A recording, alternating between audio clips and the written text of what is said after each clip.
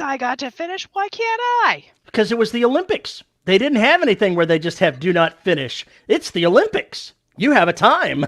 Look, even as out of shape as I am, I think I could do a marathon in less than 58 years. I'm just saying. How old are you right You now? you wouldn't stop at a party? Yes, but I would come back and finish the race, maybe, probably. Would you? But 58 years? I don't know about that. That's a long ass time. It Here's my is. question. Did you wear sweats and shorts the entire time, this 58 years? I doubt it very seriously. But he was from Japan, so there's no telling. Wow, how much would those go for in vending machine these days? I got nothing. I wonder about this. Things I wonder. But I'll shrink wrap together like those magic towels at the dollar store. Oh God! What? Like shrink wrapped running shorts and shrink wrapped joggers? Oh my God! I've saved these for the last 50 some odd years. Let's just slap those suckers back on and go to town. Oh, fuck yeah, this is the way to start out this show. Really? Hello, folks, and welcome to another episode of the Dead Robot Society, or the Brain Damage Society, as it appears to be today. I'm Paul E. Cooley, joining me, Veronica and Terry. Heidi ho, people. We were chatting up about Terry was bringing up a marathon runner in Japan who apparently got so drunk, in the middle of the marathon, he left. And things happened. Anyway, that seems like a really good plan. So if you want to set a Guinness World Record, do it young. You're going to have to start at 20 and then run half the race and then, hang out for about 60 years and come back and finish it. You'll have yourself a record. But you have to keep yourself in just enough shape to be mobile. Well, I don't think there's any rule that you can't do it on a walker. It broke it up, but there's your information. Howdy, folks. Good to see you here in chat. I saw this. Holy crap. 2 hours, 32 minutes, and 45 seconds for a 4. Ow! He can be fast when he wanted to, apparently. I mean, that's. I think my half marathon time was like 2 hours and 40 something minutes, and I went back to the hotel and collapsed. I think I slept and then I walked around the theme park for another 4 hours, but 40 kilometers? No. 40 kilometers. Christ. That's just ridiculous. That's running 20, probably that's an average of 17 or 18 kilometers an hour?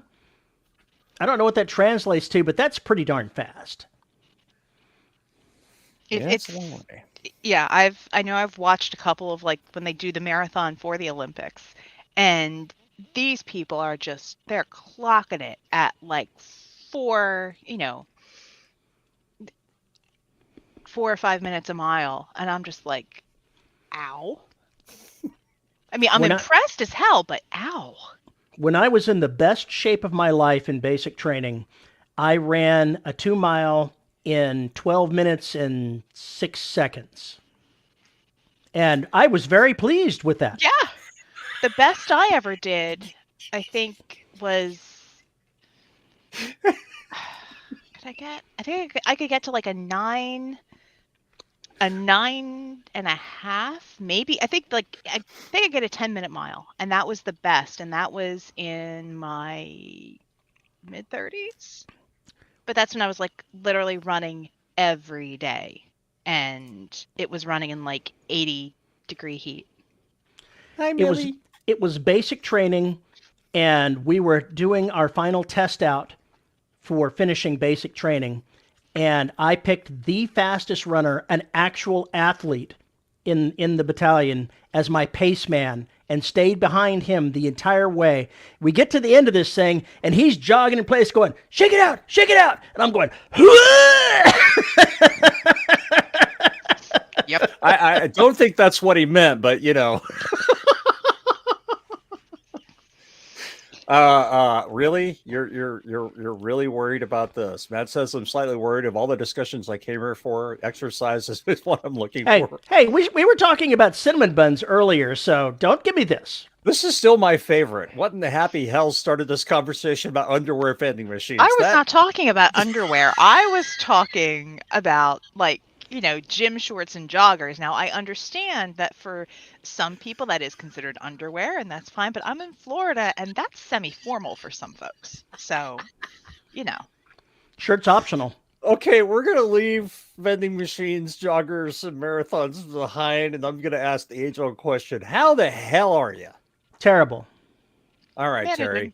It's time for Grumpy Old Man Fest. Come on, Grumpy Old Man. How do you know that it's the weekend? Because you pop off a crown Friday evening and you can't see the dentist until Monday. Oh shit! Oh. So How many that did was. this make? This is the same crown twice in a row that I've popped off, both on a Friday, late on a Friday, I might add. So there's that. At least you didn't swallow it?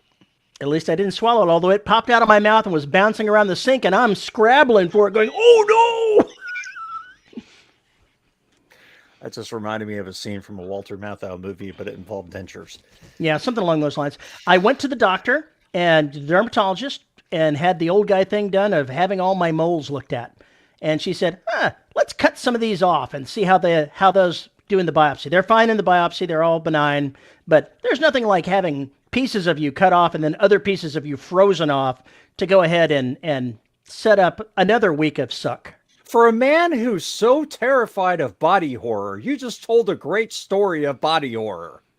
Really? Yes. That's what you pulled out of this? That's exactly what I pulled out of that. Well, the doctors pulled something else out of it. I so. was as soon as they Oh-ho! said that phrase, I knew it was going to be. I knew somebody was going to go after that. But how's your writing been? I'm still writing. It's slow writing. We'll definitely have to do something, but I've been writing this novel for 21 days, and I'm over 50,000 words, so it's not a complete failure. Okay. But I wanted it done a little faster than this. I am doing it full time and all. Yeah, I know that feeling all too well. And when you have a target, when you've got a target of a book every 2 months, 3 weeks, and you're halfway done, that's pushing it. You want a little bit more. What about you, V? Like Terry, I have been playing the medical merry-go-round, but not necessarily for me, but for others in the house. I did finish. Did I finish? Yeah, I finished the paranormal women's fiction magical bakery book, and that is with the engineer right now. So they will get back to me soon with what I've done wrong and what I need to do on.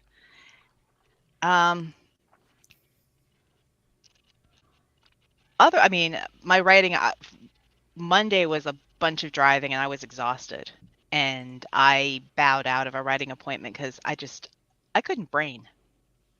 Putting words together was not going to be in the cards. That feeling. So I was like, you know what? I'm going to go to bed early, and I will save my energy for later.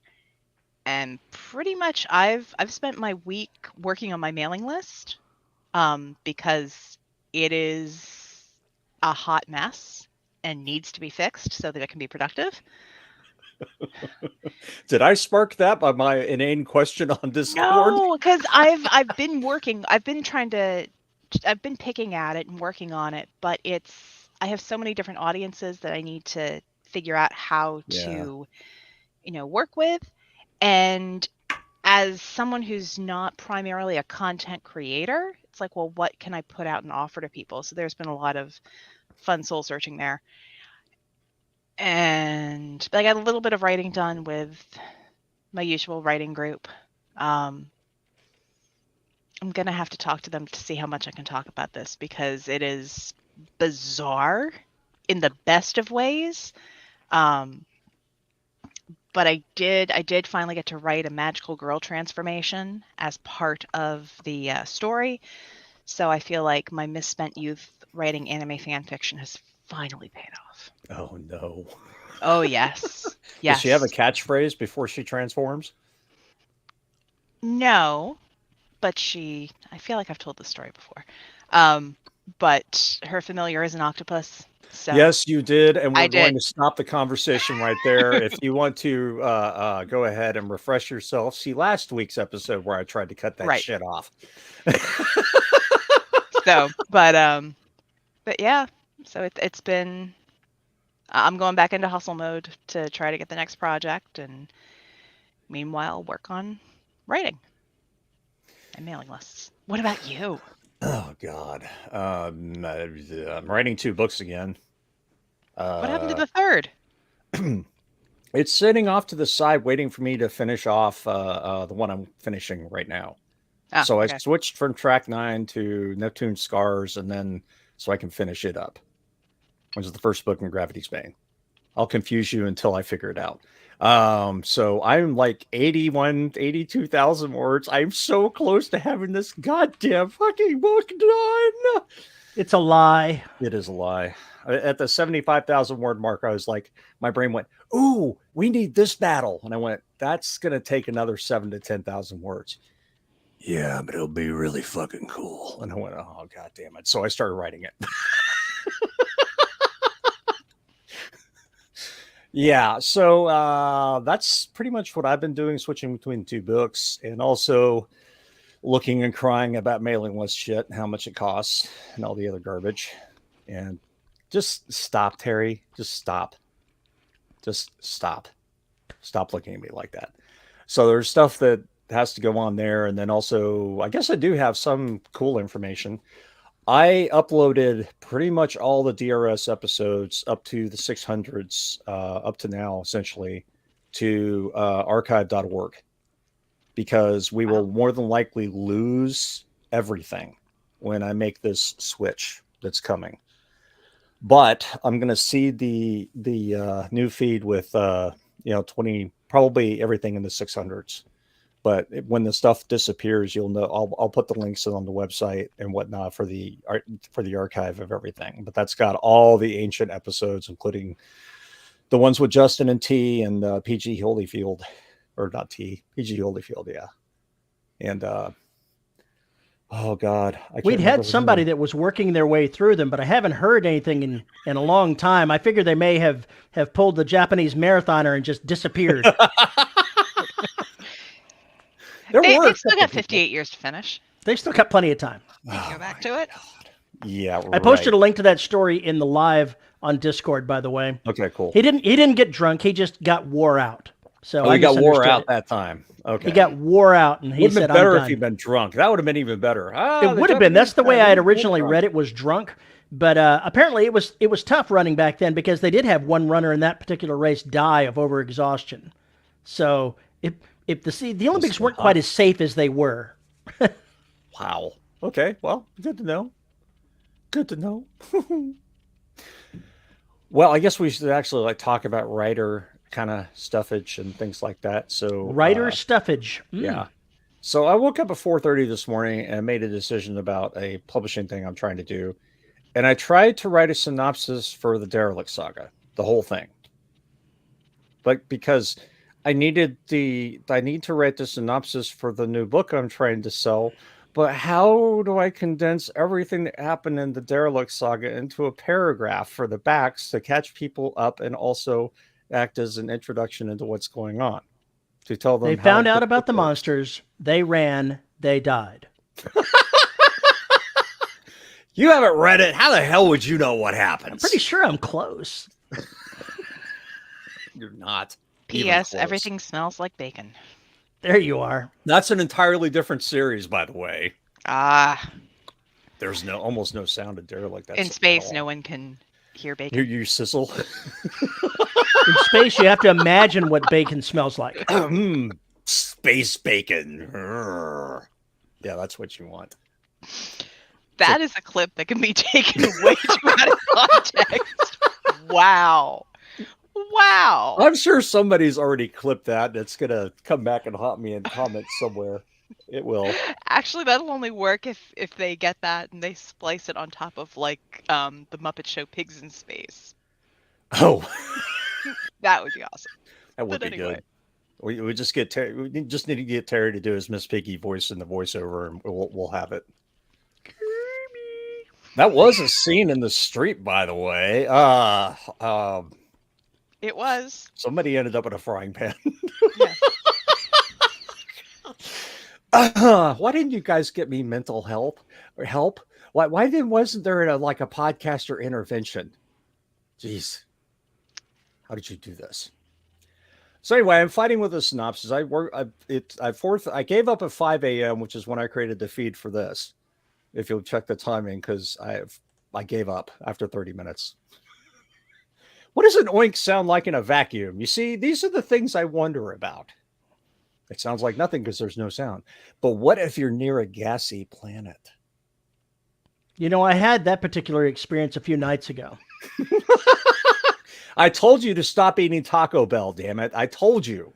We did go to a Mexican restaurant, and let's just say that it prompted voluminous and odoriferous outcomes from Terry, to the point to where my wife said, "Do you need to go to the bathroom?" And my answer was, "Not anymore."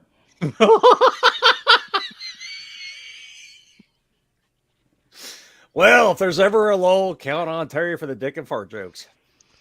I was in the Army. I've got plenty.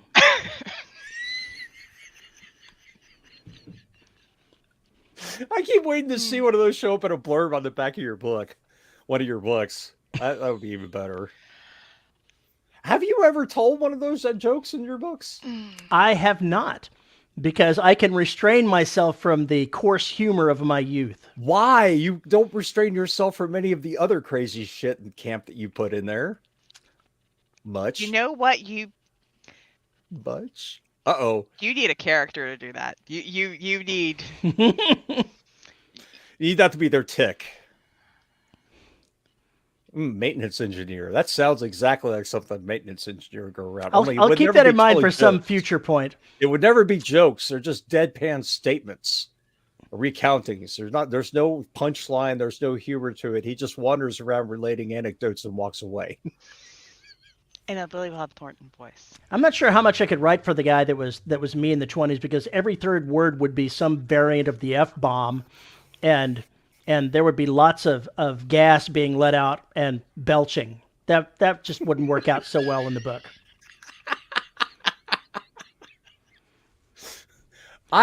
Pro tip, if you drink a can of Coke really fast, you can about rip your vocal cords out. Oh yeah, Dr. Pepper's the worst for that for me. Oh yeah, I can bazooka belch. It's just broadside. Why did you drag us down into this pit? I didn't. I mentioned nothing. You're the one that you did. Oh, you can put this in the. No, it was Veronica that dragged us down into the pit. Why didn't you put this in a book? See, it was all her doing. I figured, if the writing was going slowly, some kind of nudging could help. Well, actually, not part of the solution. Remember? That's totally true. But I figured out my answer to get things going is I did something completely and utterly improbable that I now have to scramble to explain. Anti-gravity? No. Antimatter? Back to Patrick the Assassin. Ooh. The good guys captured his super secret cutter with all of the alien technology on board it, and two of the characters need information that he has, and so they're arranging to meet him. And when they show up, he picks them up in that cutter, the one they already have. And now they have to figure out, how did he steal it right out from under their noses? And Terry has no idea. So that'll be fun. Have to explain it? There's going to be an explanation. There must be an explanation. Okay, there must be an explanation. This sounds like you need to go and watch the last 30 minutes of either Ocean's 11 or Ocean's 13. Because there are those different. Or actually, the Fast and the Furious 7. I love a good heist movie. I really do. I love a good full up heist movie, and those three have moments where you're like, wait, how did? It's going to have to be something like that. Part of it's technology. Part of it is he's really good at what he does. So it's too bad Patrick isn't here in the You don't in the know chats that. so that he You could don't know he that. could Don't do hear that. all of the He- things he- that Patrick the Assassin is up to. He could be hiding. lurking. He could be here, and I just don't see him. Well, yeah, if he doesn't say anything, you're not going to see him. Patrick, are you out there? Are you stalking Terry even now? He wouldn't worries say it about if he was. No, a good assassin is not going to out themselves. Oh, yep, right here. Yeah, but Terry's so clueless that he could announce himself and Terry would still be like, was somebody talking? So, I mean, it's just basically announcing it for the rest of us so we can sit there and go, yep, this is about to happen. If this keeps going up, I'm going to have to write a short story about Patrick the Assassin, all from his point of view. I think that's pretty much there, right there. I think that's pretty much already a given. Was it? Gus says, can't go wrong with space bacon. I saw a documentary that described an entire nebula made of ethyl alcohol.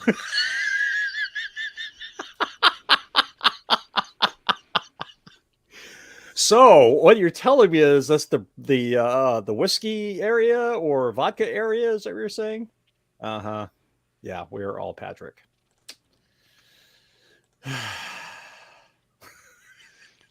Well, apparently Terry's not.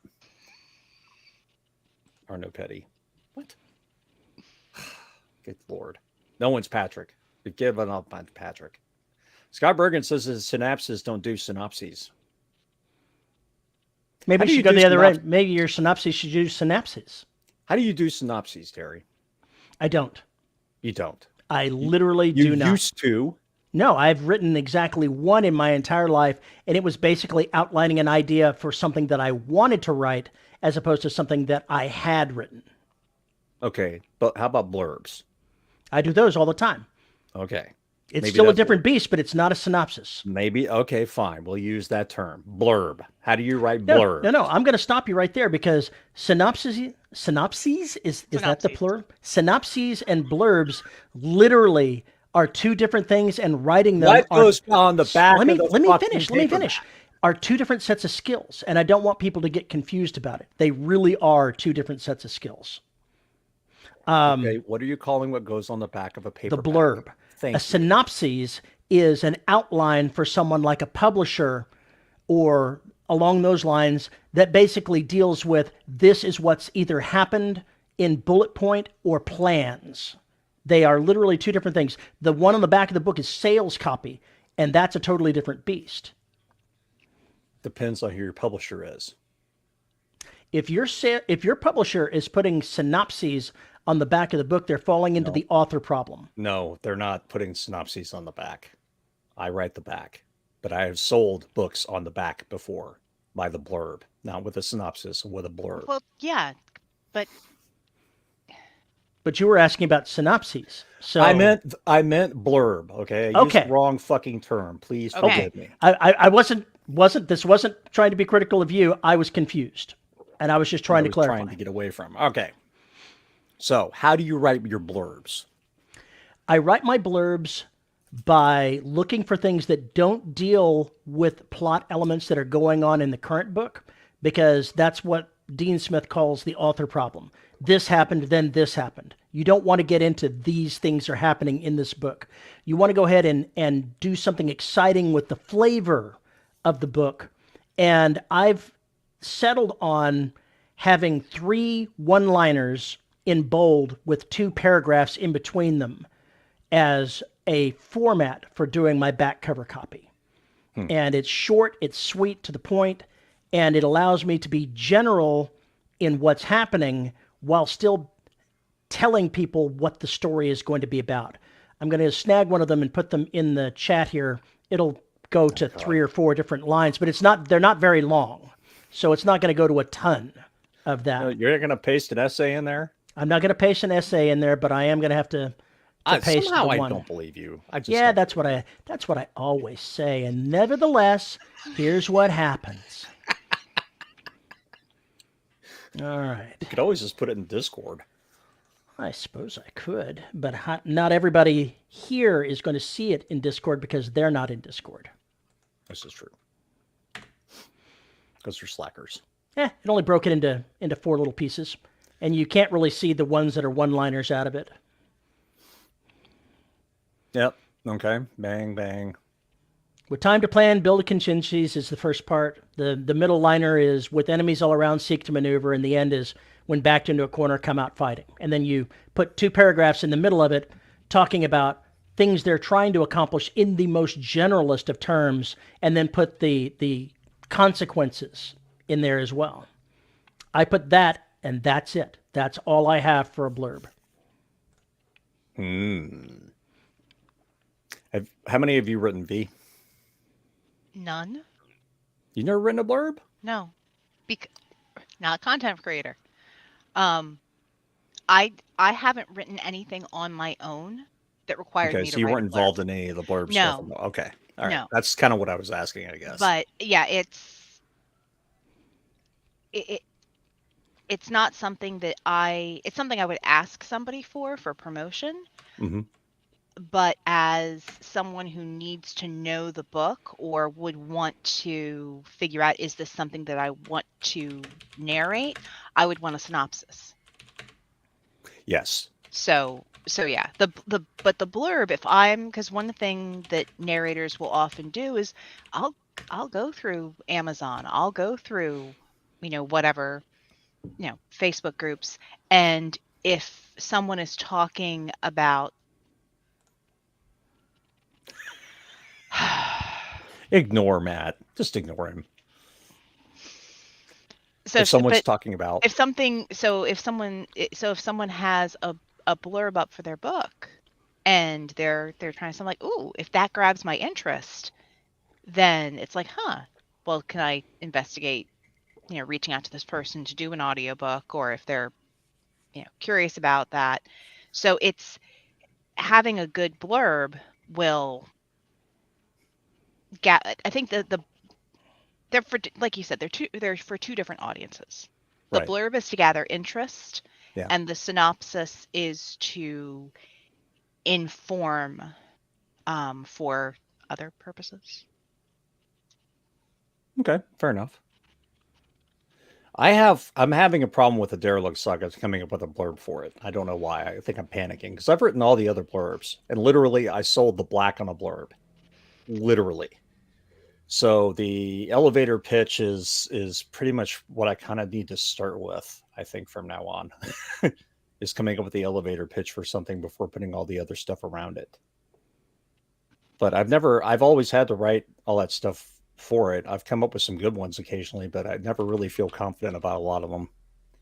But I always get other folks to look at it. And Jake Bible was really good. If you'd send him a blurb, he would go through it and go, don't need this, don't need this, don't need this, because he used to do marketing. Probably still does marketing. So perfect person. I think authors are sometimes and quite often the worst people to try and write a blurb for their book, much less tell you what it's about. Yeah, because you need to know what group you're marketing to. You need to know what genre and what are the keywords in your genre at that point in time. Yeah, that's the other thing.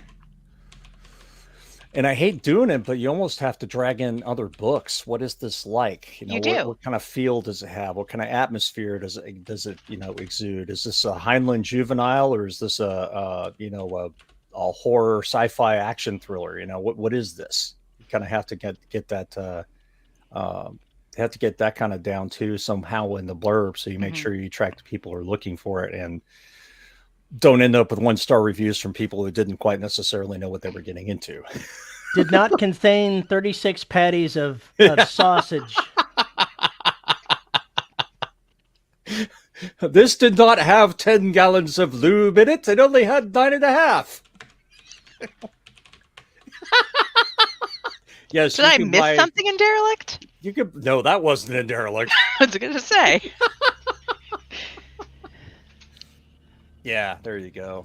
Scott Bergen says blurbs sell to the public, synopses sell to industries, Hollywood publishers, etc. Yeah, if you're trying to get an advance for a book and you haven't written it yet, or you're trying to get them to read it so that they may offer you a contract, you usually need that.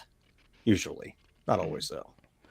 Dean Smith put out a book on writing sales copy, and that's where I got my basic formatting from, and I refined it. But the key takeaways is keep it short, keep it sweet, keep the plot out of it. Yeah. if you Make try and it explain snappy. exactly what it's going to happen. The synopsis, or excuse me, the blurb I wrote for Ancient Trap gives just a tiny bit of what's going to happen, just so you know what your kind of book you're getting into. But I don't describe what's going to happen, and I kind of leave it that you don't know what shape things are going to be in. And then when you read that part of the book, that's when everything flips. So we'll see how the blurb works for that. I'll probably get some folks to look at it, but so far the patrons were satisfied with it, those that have read it. So that all works. But I think it's important for writers to know how to do both, because you never know when an opportunity might come knocking and somebody might ask for that. I replaced my defunct cat tree with one from downstairs. You sure did. You did. You sure did. It's empty. And it's kittyless, yeah. Everybody's asleep in the windows and everywhere else. They're crashed. It's midday. They're toast. Yeah, Shadow's completely crashed out. He's down for the count. He had a very busy time today. Lots of playing and shredding and destroying everything I own. So yeah, now he's going down for a well-earned nap. Yeah, I am not accompanied by any one of my three. I know one of them rediscovered some of the blankets that I had crocheted, and his favorite thing to do is not necessarily burrow, but if you put the blanket over him, it just like engages warp 10 per, and it's just, and you know, it looks like, you know, he's going to join the dark side, you know, the little tatty Sith Lord thing going. Why do you think what makes you think he hasn't already? Okay, so he's recruiting others for the dark side. Okay, that I buy. That I completely buy. But yeah, but he's somewhere.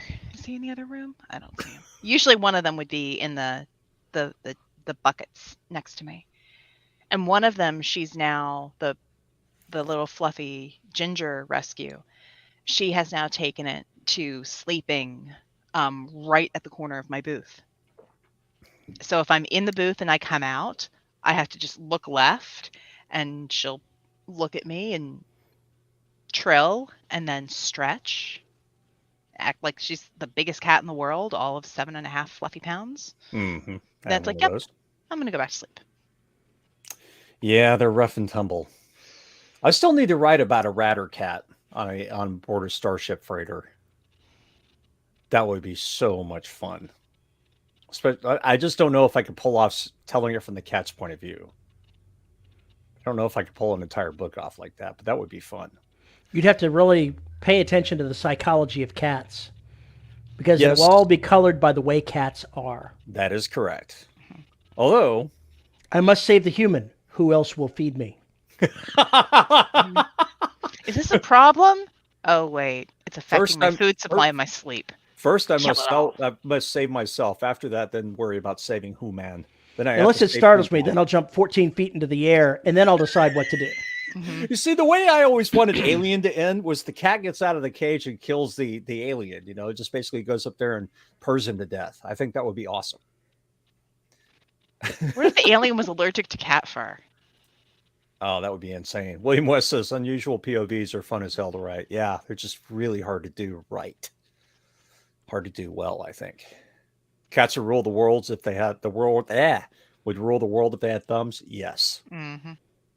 But they would have owned it a long time ago. There are certain breeds that do have thumbs. Yes, Hemingway cats, right? Mm-hmm. Well, but they're not opposable, are they? I believe that they are, actually. But they don't use them for grasping. They haven't figured that out yet. That's why we're sane and safe. Their hands have their paws don't work that way. Yeah, that's what it would take. But Hemingway had a saying that that if anyone loves cats, no further introduction is needed. We are friends. That's the paraphrase. Now I have to look it up. Oh God. That's okay. Do you know what the name of the book you're talking about, Terry?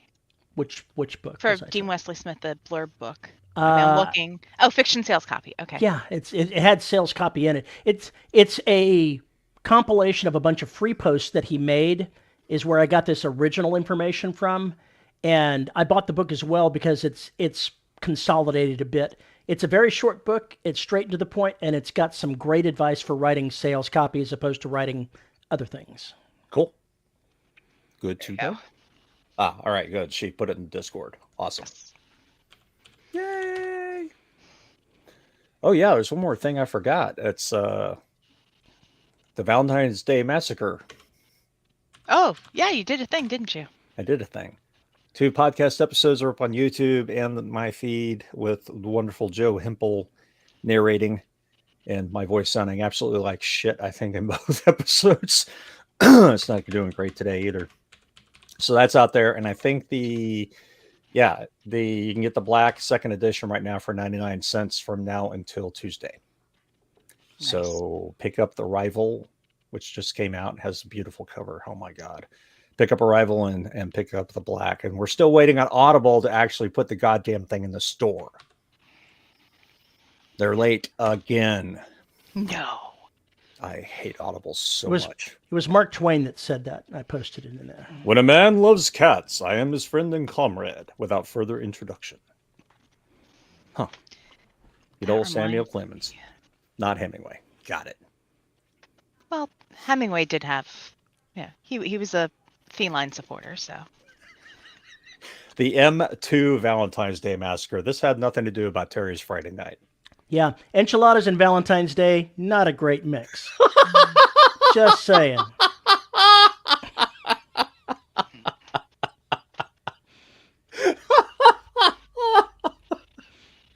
Well, okay. After that visual, yeah. Is JR making noise on there again? Yeah, he Yep. is. Yep. Howdy, JR. JR is just contrary. Anything that regular people believe, he believes the opposite. Like, he thinks Stargate Universe is worth anything. I mean, there's just no accounting for taste. Here we go. Here we go. Here we go. That was him throwing down the gauntlet. You're gonna have a bad time. Yeah, Dean, you're right. Oh, man.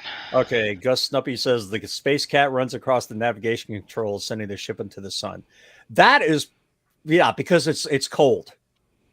I can see a cat doing this. Well, I can see the logic here. I have to rat that on Shadow here for a moment. Yesterday, he was hanging out. He was very cold, and I started rendering a 30-minute YouTube video with effects and everything else. And he heard the fan go on the computer, and he got up out of his dead sleep, and he turned around like 18 times, just basically sitting on top of the Mac Mini, flexing his claws on it like, oh, the heating pad is awake. Oh, my heating pad. So then he laid down on the heating pad, still purring, while I'm sitting there rendering stuff. Just, I got nothing. The cat's insane. That's all I can say. See, this is what you started. Stargate Universe was amazing. Terry just has zero taste. Yeah, everybody knows it. That's why books don't sell. Wow. So are you flopping it out so we can measure? I mean, what's going on here? Ooh, I think that just became a little bit more biological than I intended, but sure. Poor V. Oh, no, I'm keeping myself from commenting and finding props, so. I'm. Finally, you turn the heating pad on for him. Exactly. He gets so excited about Fridays. When he figures out it's podcast YouTube day, he gets really excited. It's his favorite kind of day. Yeah, mine don't. Mine are like, oh, you're here? I'm really stunned there's not at least one going, hey, your lap is open. You can be sat on. But I don't think Terry has any cats. I think he got rid of them all. I think they've all been whisked out of the area due to the fact that his office is about to be condemned because all of his shelves are in the process of collapsing. If that's the story you want to run with, sure. You put one more RPG book on that fucking thing and it's coming down. I'm telling you. No. The cats have appropriated the latest RPG books and they are sitting somewhere planning a campaign. Humans and habitats. Yep. Yeah, I was listening to somebody who made the comment about houses and dragons or houses and humans. I think that was UV. I think Yep. that was you. Mm-hmm. And that broke my brain during the episode. And then when I was editing, I heard it again and went, "Oh, now I get it. It took a minute." Oh, yeah. I was having that kind of day. Look at those shelves are load balancing, Load bearing. It's a different thing. load bearing. Oh, never mind. You're right. Terry just writes faster than me because he uses a chat AI. Sure. And by Really, we're sure, I mean chatting not a here and- chance. Huh? And by sure, I mean not a chance. We're putting stuff in the live hashtag. And welcome, by the way. There she is. Okay. Mildred wants to know where everybody is chatting. That's what I just said. Here, and we're putting stuff in live. Mm. For those On Discord. that are on Discord. Well, aren't they chatting in the YouTube comments? Or Yes. we've got two separate YouTube feeds going on here, and we can see them both. So We have no idea where you're coming from. Right, but so yeah. So if you're looking at it if you're watching it through Shadow Publications, then that means you're going to miss out on the comments that are made on the DRS page. Is that correct? On DRS Discord. And no, I think maybe. it's on two separate YouTube things. I don't think they're sharing comments all the way across. Now I'm gonna have to go look because I'm curious. See, try and get stuff going so more people come in and know what's going on the show, and there's all these technical boo-ha's. Hopeless. We should just make everybody move to Discord for commenting. That's just me. I don't see her comment on the DRS page, but I see everybody else's there. So that's probably it. No, you wouldn't see the Discord comments. I'm saying if you were in Discord, you would see that there. She asked in the comments here, wait, where is everyone chatting? So that came from somewhere, but it's apparently not on the DRS feed, if that's where the majority of people are. That's why. Yeah. So if you're watching it through the Paul DRS feed, if There's you're watching in something the Paul feed, you're probably not seeing everybody. There's something we have to fix, and I'm fixing it at the end of this month. I just have to wait till certain things happen. So that will get fixed. For right now, just deal with the confusion. Just wait until they add 2 more places to stream. Pretty soon it's going to be on Twitch, and we'll get all the millennials coming in and going, what's going on here? What's going on? I think younger than millennials are on there, buddy. Yeah. Do you realize I'm like only 2 years removed from being millennials are having right? kids. I don't think they're all. I think you're right. I'm of the age where millennials still seem like they're 20, even though they're not. Yeah, no, I'm in that micro generation where I'm not quite disaffected enough to be Gen X, but I'm not cool enough to be a millennial. So I'm in this really weird, awkward, like the Zennial micro bit, where the only thing that you can, the way that you can kind of benchmark that it's like a 5-year generation is that I've listened to music on everything from like an reel-to-reel and 8 tracks up through MP3s and streaming. So yeah, and some people going, you didn't listen to, yeah, my parents had the big reel-to-reel music thing that Christmas music was played on, and I think there was like a Jim Croce album that was played on it, some other stuff. Oh Yeah, one of those. If I could save time in a bottle. I was thinking Leroy Brown, but you know. I didn't like that song. It gets annoying, really annoying. I like his ballads. I know that doesn't make sense for the guy who writes monsters killing people, but I like the ballads. I like those for some reason. So yes, and what Atropia Veteran has said, it's the half generation from 78 to 84, and that's where I sit, and it's very, very interesting. My first car had an 8-track. Oh God, I remember with the Buick piece of shit diesel station wagon we had an 8-track, and I don't think that fucking thing ever worked. Yeah. And my first home stereo was LP, radio, and 8-track. Wow. And it was as big as my desk. I remember growing up, so both of my parents started in college radio way back in the day. And we had one of those big stand-up antique radios where you'd like hit the little buttons to shift to the right channel, and the sucker never worked. It was just like this very large piece of wooden antique furniture that was kept in the house for the longest time. Oh no. Practically trust me, William says I'm practically Gen X. These days I share a lot more interest-wise with millennials. Don't judge my YouTube history. I think I do too. So Except I have both of you car. get off my lawn. Yeah, whatever. You can bite me. What was your first car, V? Make, model, and year. My first car was a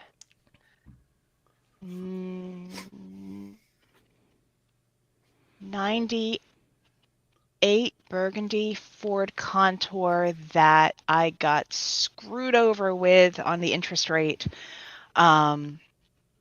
And we wound up, it was actually the Mighty Ginger and I bought it together after we were engaged because we needed a somewhat reliable car to leave college and go to my first job in Mississippi.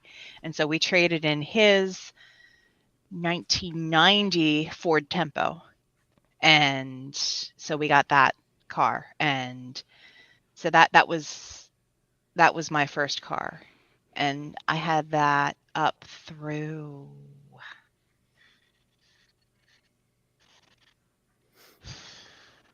I think just before my oldest was born.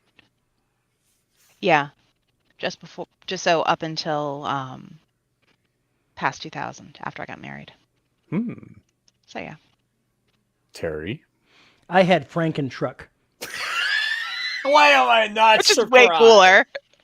Frankentruck had the front half that was a 70-something Ford, and the back half was a 60-something Ford, one of those with the solid steel fenders that you literally could not dent with a sledgehammer.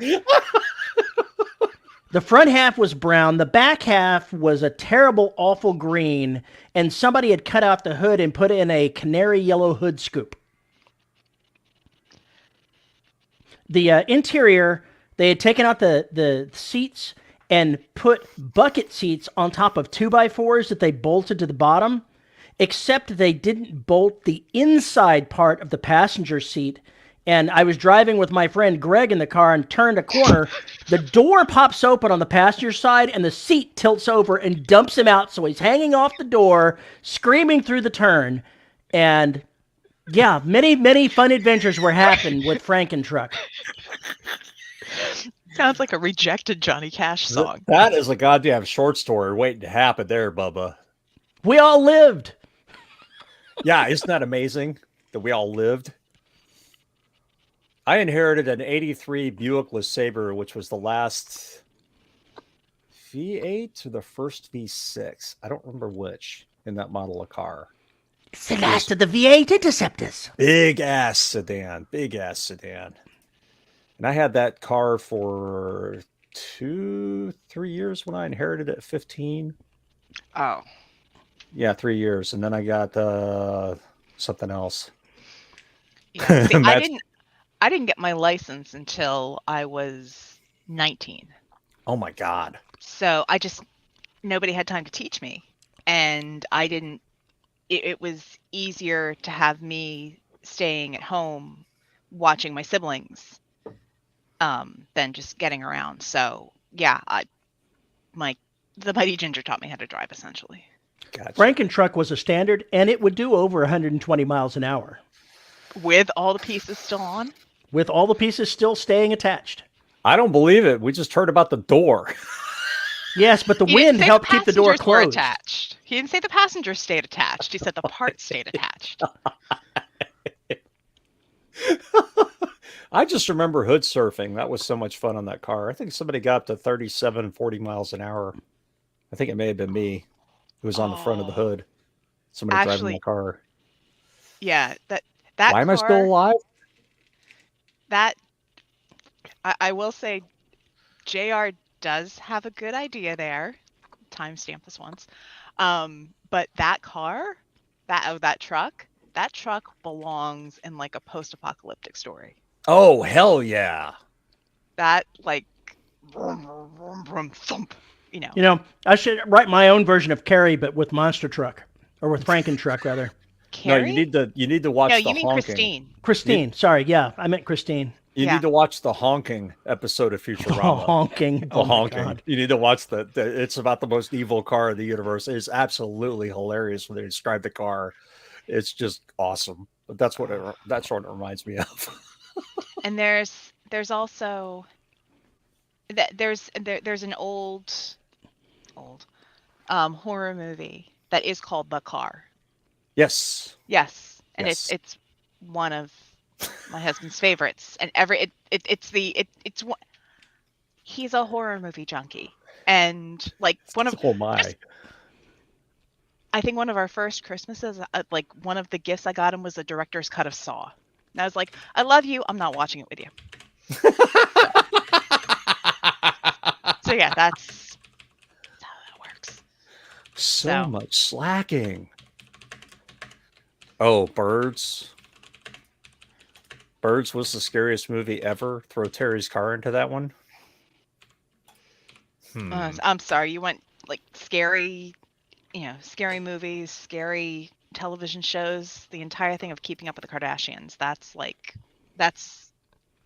suburban, not even suburban. That's just hell. Matt says, was that the devil car one? Couldn't drive on holy ground?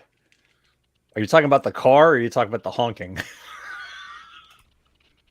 Sorry, that episode is so good. That episode is so fucking good. The honking is just awesome. I'm going to have to go watch it after this episode. It's such a great one. No. This is a good send up. All right. So we got 10 minutes left on this public live stream. So why don't y'all send us some Q&A here? You got something you want to talk about? Everybody except JR.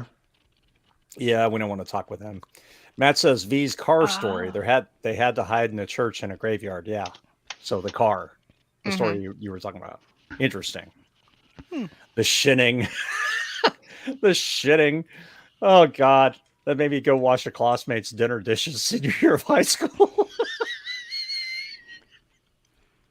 It's a Simpsons episode. It's sent up of the Shining. It's absolutely beautiful.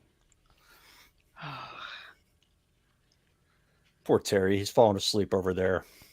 Everybody like I'm falling asleep. Everybody doing all right. Send Terry, exciting thoughts now, and then later this evening, boring thoughts. Bore him till he'll sleep.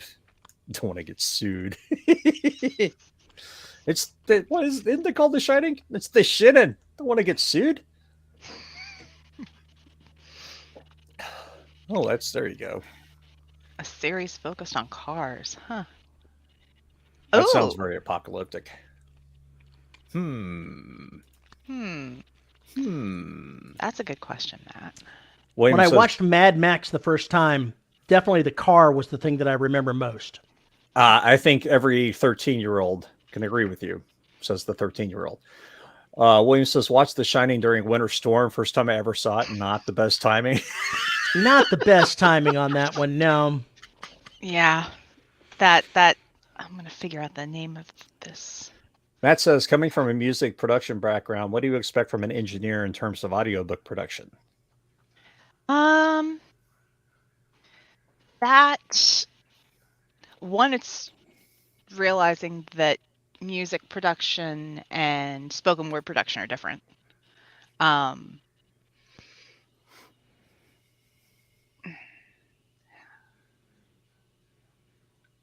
I'm not sure because the production that I've done has been very minimal, and I prefer to pay people to do it for me now because it takes me too long, and I know I don't do it properly, or I don't do it the most efficient way, because I use Adobe Audition, and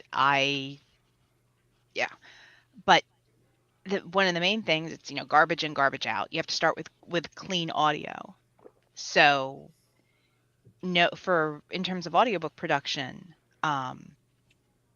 paying attention to what the person sounds like, not removing breaths because breaths are just as much a part of the performance. Just, pausing and cadence.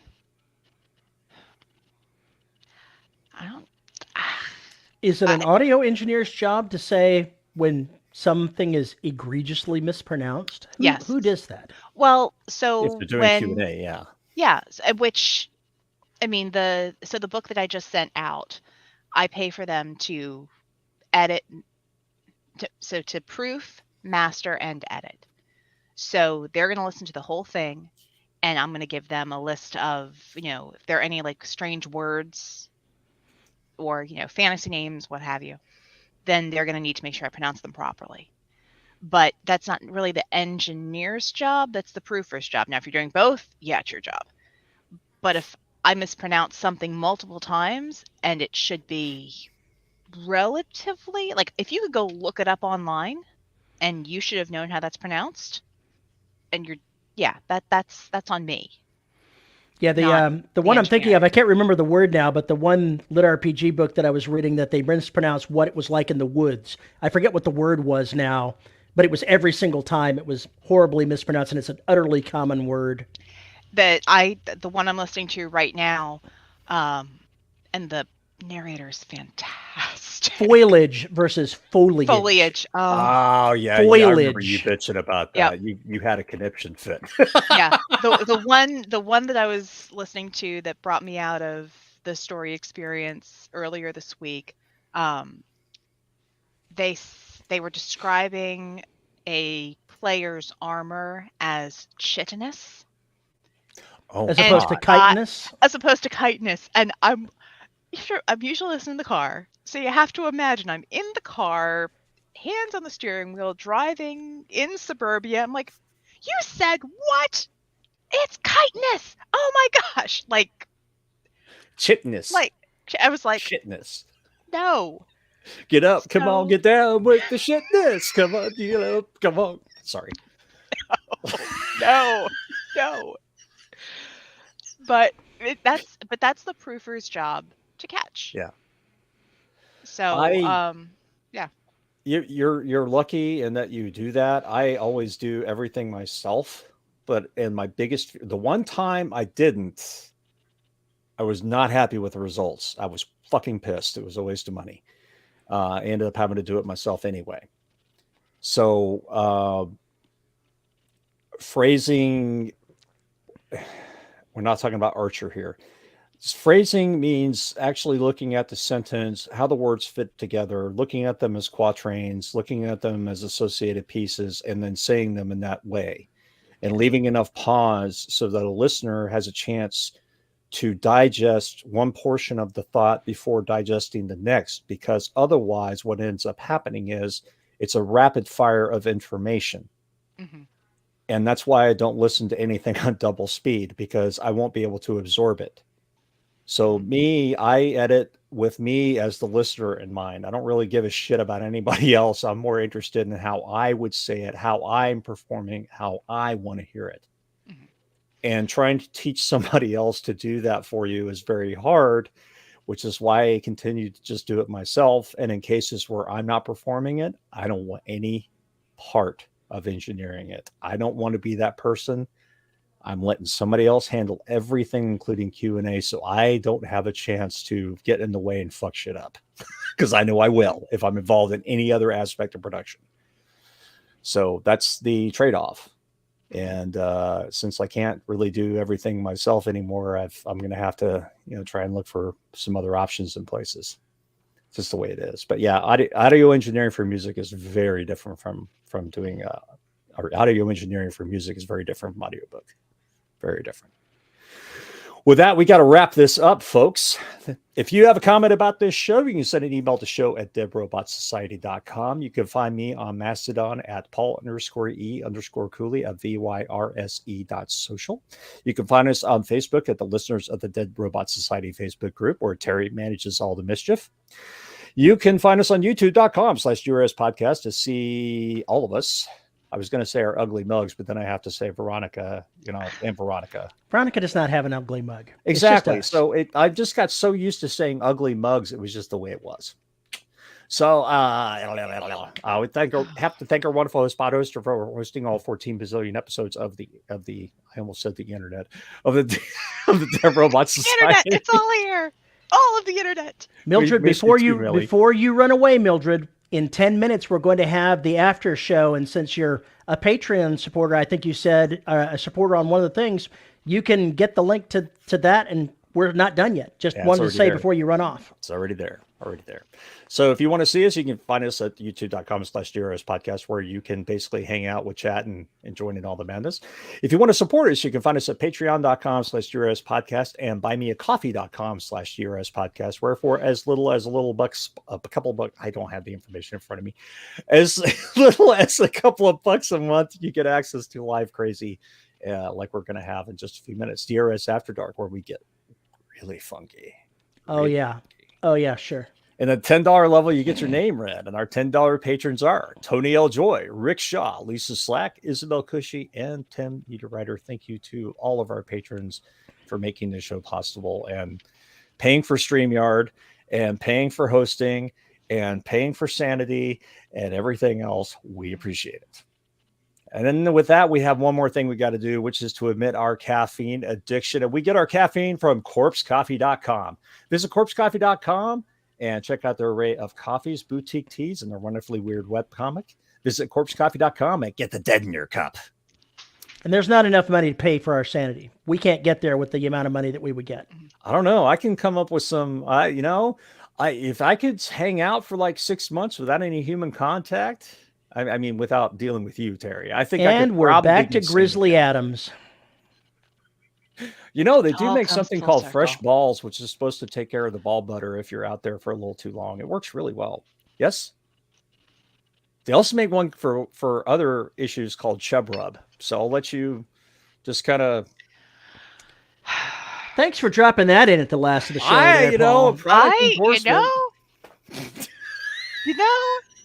I'm going to get smacked around in a minute. With that, we are out of here. Have a wonderful weekend. We will be back here next week. And for those that are supporting us on one of the sites, we'll see you in less than 10 minutes. Terry's going to get naked. Oh, no, I'm not. Oh, yeah. He's going to get naked. And he's